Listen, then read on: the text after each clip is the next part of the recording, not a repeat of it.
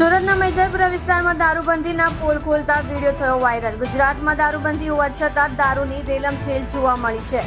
બુટલેગરોને પોલીસનો કોઈ ડર જ નથી। બેફામ બિંદાસ થઈને કોઈના ડર વગર ખુલ્લેઆમ દારૂનું વેચાણ કરે છે। સાથે સાથે ત્યાં લોકોને પીવા માટે ઝૂંપડું બાંધીને વ્યવસ્થા પણ કરવામાં આવી છે। સુરતના મેઘરપુરા પોલીસ સ્ટેશન વિસ્તારની અંદર સુમુલ ડેરી રોડ પાસે લાલિયા નરેશ અને તેનો ભાઈ હરીશ ખુલ્લેઆમ દારૂનું વેચાણ કરતા જોવા મળી રહ્યા છે અને દારૂના અડ્ડાનો વિડીયો પણ વાયરલ થયો છે।